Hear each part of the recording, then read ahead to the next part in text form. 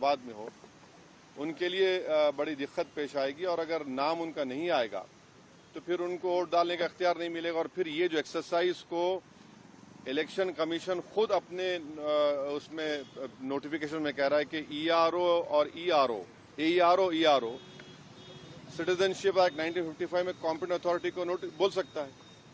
अब जिसका नाम नहीं आएगा वो तो अपना वोट भी खो देगा, उसकी लाइवलीहुड का भी उसको एक नुकसान हो जाएगा।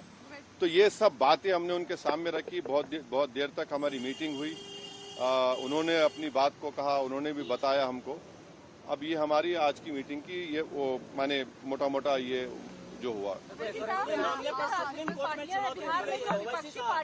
एक के बाद एक पहले मैडम को। विपक्षी पार्टियां जो दूसरी है वो सुप्रीम कोर्ट पहुंच गई है इसी मुद्दे को लेकर, कह रही कि एसआईआर जो है वो कहीं न कहीं इस वजह से भी किया जा रहा है ताकि बीजेपी को फायदा हो सके। वहाँ नोटिस इशू किया 10 तारीख के लिए।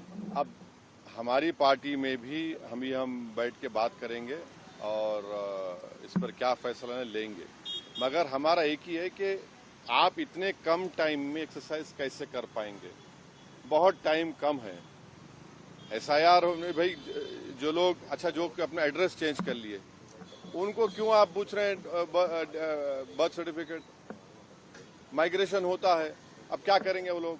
मैं हैदराबाद में बैठा हूँ, तेलंगाना के मुख्तलिफ गाँव से हर मेरे ऑफिस को कभी 10 लोग कभी 20 लोग बिहार के आते हैं कि हम यहाँ पर लेबर हैं, बताओ हम क्या करना चाहिए। अब उनके पास पैसे भी नहीं है वापस जाने बिहार को। परेशानी वो होगी क्योंकि लॉ तो बोल रहा है कि उनको रहना पड़ेगा वहां पर। वो गए इसलिए कि बिहार में कुछ है ही नहीं, कोई सरकार ने उनका रोजगार का इंतजाम किया ही नहीं, तो मजबूरी उनकी है, बाहर बैठे हैं। तो ये सब प्रॉब्लम्स हमने ईसीआई के सामने रखे, हमने कहा इसका तो आप सोल्यूशन निकालिए।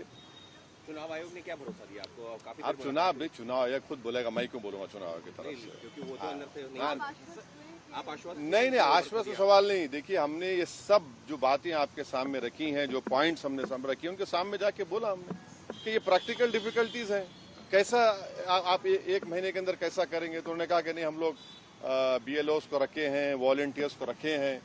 तो ये से है कि जल्दबाजी में अगर 15-20% लोगों के नाम भी मिस हो गए और फिर आप देखिए मिस जब हो जाएंगे तो उसका सिटीजनशिप का मामला हो जाएगा। ये तो आप वही तो आसाम का डिओटर हो जाएगा फिर।